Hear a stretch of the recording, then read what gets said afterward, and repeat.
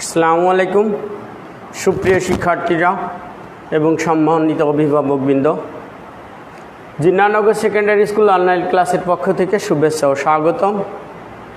আমি আজ হাজির হয়েছি নবম দশম শ্রেণীর গণিত বিষয়ের পরিমিতির অংশবিশেষ 16তম অধ্যায়ের আলোচনা নিয়ে। আমি মোহাম্মদ এলাই বক্স, সহকারী শিক্ষক গণিত, জিন্নাহনগর মাধ্যমিক বিদ্যালয়। সুপ্রিয় শিক্ষার্থীরা, তোমরা যে যেখান থেকে অবস্থান করছো আমার এই লাইভ ক্লাসের সাথে সংযুক্ত হও। আমি আজকে আমার নবম ক্লাস পরিমিতির। গত 8টি ক্লাসে আমি বেশ কিছু আলোচনা করেছি, এখনই তারই পরবর্তী অংশ আমি এখন আলোচনা করব। তোমরা যে যেখানে আছো মোটামুটি খাতা বই নিয়ে বসে পড়ো এবং আমি যতটুকু করাই সেটুকু করবে এবং পরবর্তীতে যে কাজটা দেয়া হবে সেই কাজটাও সমাধান করার চেষ্টা করবে। আমি গত কয়েক পর্বের আমার 16.2 অধ্যায়ের 10 নম্বর অঙ্ক পর্যন্ত হয়েছে। আজকে আমি তোমাদের 16.2 অনুশীলনীর 11 নম্বর অঙ্কটি করে দেখাবো। এখন একটি ট্রাপিজিয়ামের সমান্তরাল দুই বাহুর অন্তর দিয়ে 60 সেন্টিমিটার এবং এদের লম্ব দূরত্ব 24 সেন্টিমিটার। যদি ওই ট্রাপিজিয়ামের ক্ষেত্রফল 312 বর্গ সেন্টিমিটার হয় তবে সমান্তরাল দুই বাহুর দৈর্ঘ্য নির্ণয় করো। তাহলে আমরা অঙ্ক নাম্বার 11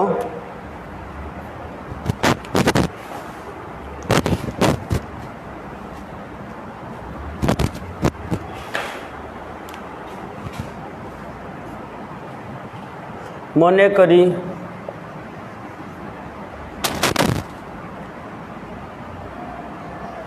ট্রাপিজিয়ামের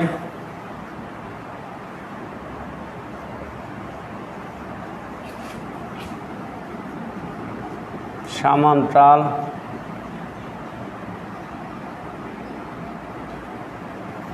দুই বাহুর দৈর্ঘ্য এ ও বি মিটার, সেন্টিমিটার দেওয়া রয়েছে ওখানে, সেন্টিমিটার। এখন তাহলে প্রথম শর্ত মতে আমরা লিখতে পারি, প্রথম শর্ত মতে এ মাইনাস বি সমান 8, এটি ইকুয়েশন নাম্বার 1। এখন দেখো আবার দেওয়া রয়েছে ট্রাপিজিয়ামের লম্ব দূরত্ব এবং ক্ষেত্রফল দেওয়া আছে।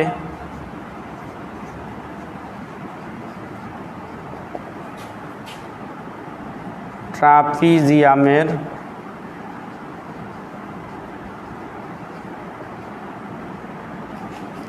ক্ষেত্রফল 312 বর্গ সেন্টিমিটার এবং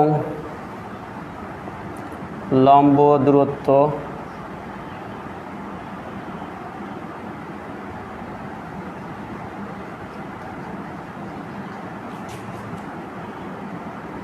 24 সেন্টিমিটার। তো সুপ্রিয় শিক্ষার্থীরা, এই পর্যন্ত মোটামুটি ক্লিয়ার। এখন আমরা ট্রাপিজিয়ামের ক্ষেত্রফলের সূত্র লিখব। আমরা জানি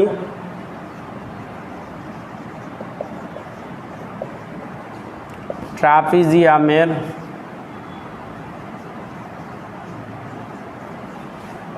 ক্ষেত্রফল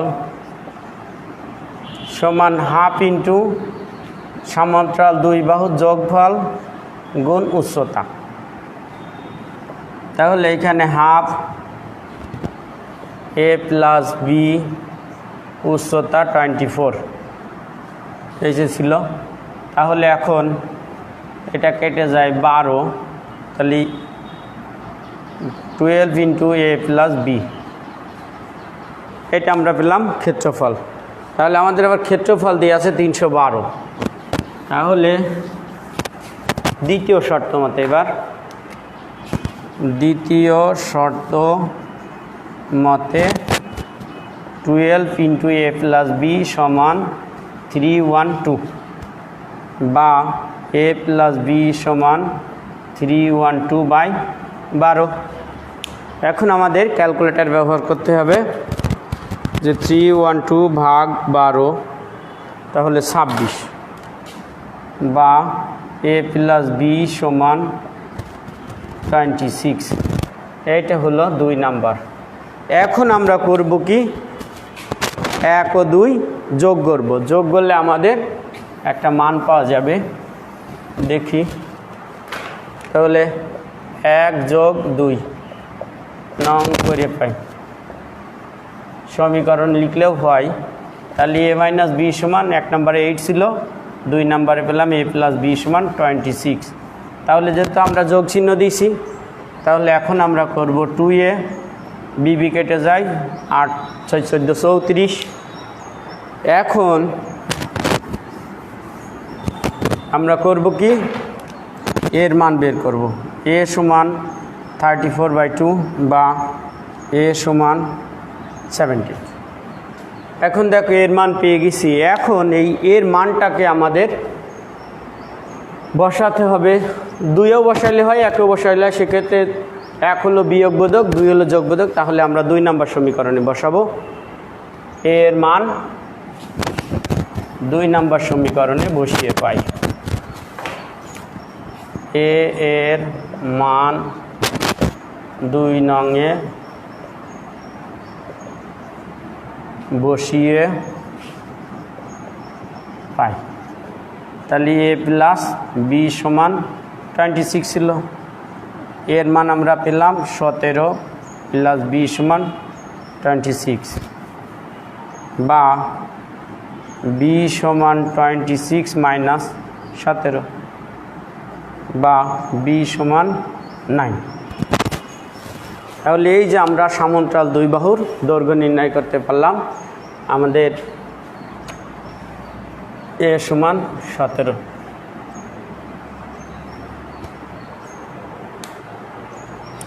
এখন দেখো তাহলে আমাদের এখানে লিখতে হবে কি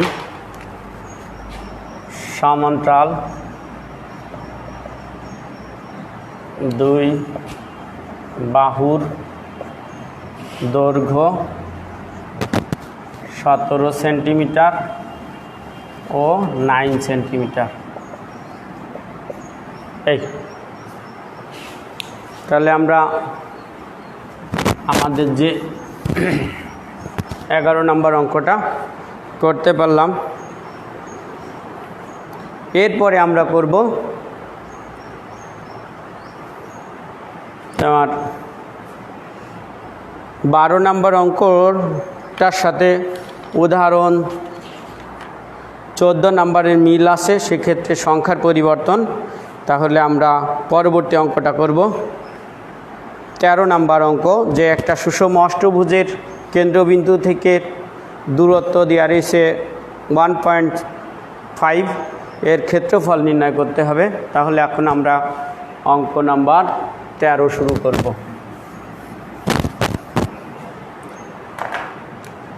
13 নম্বর অঙ্ক। তাহলে সেক্ষেত্রে আমাদের একটা বৃত্ত আঁকতে হবে। তাহলে আমরা বৃত্তটা এখানে আঁকি, এই বৃত্ত। তাহলে বৃত্তটাকে প্রথমে মধ্য দিয়ে 4 খণ্ড হলো, এরপরে আরও 1 খণ্ড হলো, 6টা হয়েছে, এরপরে 8 খণ্ডতে পরিণত হলো। তাহলে দেখো আমরা যদি নামকরণ শুরু করি a b c d e f g h, তাহলে কি এই যে e f g h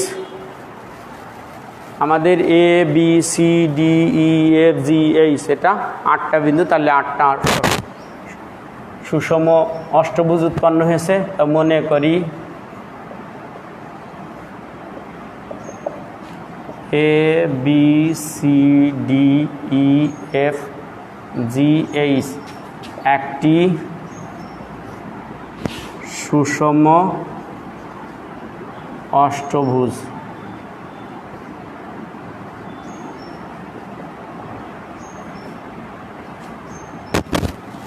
এদের বা এর দিক, এর কেন্দ্রবিন্দু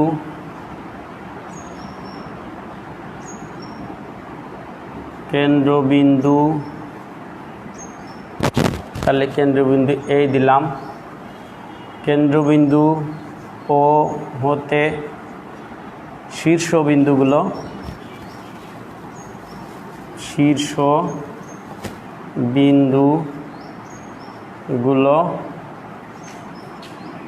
যোগ করি।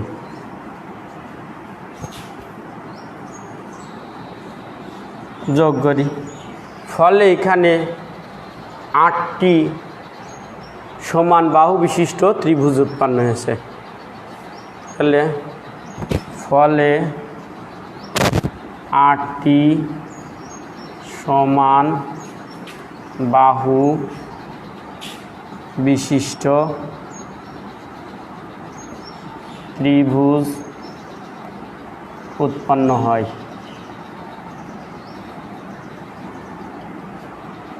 তাহলে এখন এই যে আমরা জানি বৃত্তের কেন্দ্রে উৎপন্ন কোণ হলো 360 ডিগ্রি, তাহলে যেহেতু 8টা ত্রিভুজ উৎপন্ন হয়েছে, সেক্ষেত্রে আমরা যে কোনো একটা ত্রিভুজ নিয়ে কাজ করব। কারণ ওটার ইএফ, তাহলে কোণ ইএফও সমান 360/8 করলে কত হয়? 360/8 45 ডিগ্রি, 45 ডিগ্রি কোণ উৎপন্ন করলো। এখন দেখো সুপ্রিয় শিক্ষার্থীরা, যে আমাদের এই যে কেন্দ্রবিন্দু থেকে প্রত্যেকটা বাহুর দূরত্ব সমান, যে দূরত্বটা আমাদের বলে দিয়ে আছে 1.5। তাহলে এখন আমরা সূত্র লেখার জন্য আবার বাহুটা ধরে নেব, বা মনে করি আবার ধরি ও কেন্দ্রবিন্দু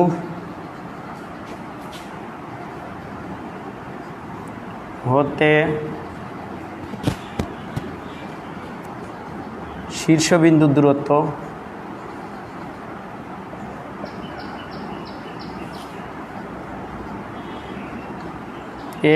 সেন্টিমিটার। তাহলে এখন আমরা করব কি, ইএফও ত্রিভুজের ক্ষেত্রফল বের করব। ত্রিভুজ ইওএফ এর ক্ষেত্রফল সমান, আমরা এর আগে জেনেছি যে যদি কোনো ত্রিভুজের দুটি বাহু এবং একটি কোণ জানা থাকে, সেই ত্রিভুজের ক্ষেত্রফল নির্ণয় করা সম্ভব। কারণ আমাদের দুটো বাহু এটা শীর্ষবিন্দু থেকে যোগ করা হয়েছে, যার কারণে তাহলে ক্ষেত্রফল হবে 1/2 2 বাহু, তাহলে আর ত্রিকোণমিতিক অনুপাত আমরা জানি সাইন, আর এখানে কোণ তৈরি হয়েছে, প্রত্যেকটা কোণ 45 ডিগ্রি, এই কোণটা 45 ডিগ্রি, সেই কারণে আমাদের এটা বসালাম। তাহলে 1/2 এ গুণ করলে a², আর সাইন 45 ডিগ্রির মান 1/√। এখন দেখো সুপ্রিয় শিক্ষার্থীরা, আমরা এই যে ক্যালকুলেশনটা করব, এর মান ছিল 1.5, 1/2 × 1.5 তার হোল স্কয়ার গুণ 1/√2। এটার ক্যালকুলেশন করলে কত হয় দেখি, 1.5 তার হোল স্কয়ার করলে 2.25/2√2। এটার ক্যালকুলেশন করলে কত হয়, ভাগ 2, 2.25 ভাগ 2 ভাগ √2, 0.795 সেন্টিমিটার, বর্গ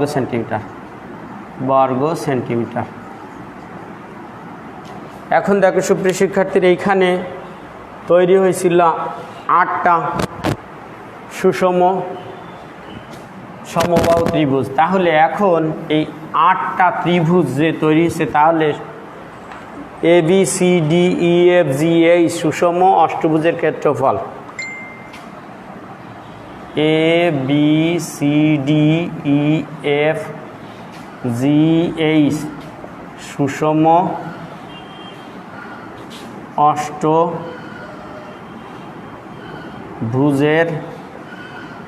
ক্ষেত্রফল সমান 8 গুণ ত্রিভুজ ই ও এফ এর ক্ষেত্রফল। তাহলে পাইলাম কত? 8 ইন্টু এইটা পেয়েছি 0.79795। তাহলে এটা এখানে ক্যালকুলেশন করলে কত হয়? গুণ 8 6.36 বর্গ সেন্টিমিটার। এই যে সুপ্রিয় শিক্ষার্থীরা, আমরা আমাদের যে অষ্টভুজের ক্ষেত্রফল নির্ণয় করতে বলছিল, সেই অষ্টভুজের ক্ষেত্রফল আমরা নির্ণয় করতে সক্ষম হয়েছি। তাহলে আমরা বোর্ড মুছে দিই।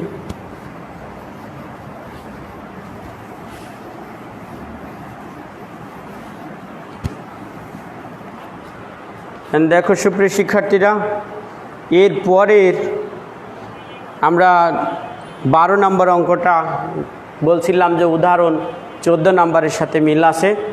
এখন আজকের ক্লাস আমি এখানেই সমাপ্তি টানছি। সেক্ষেত্রে আমি বাড়ির কাজ দিয়ে শেষ করব। বাড়ির কাজ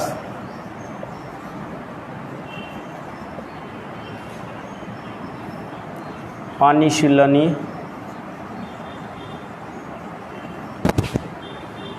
16.2 প্রশ্ন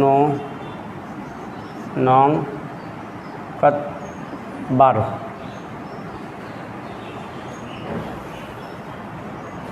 সুপ্রিয় শিক্ষার্থীরা, তোমরা যে যেখানে থেকে আমার এই লাইভ ক্লাস দেখছো সকলকে ধন্যবাদ জানিয়ে আজকের মতো আমার ক্লাস শেষ করছি।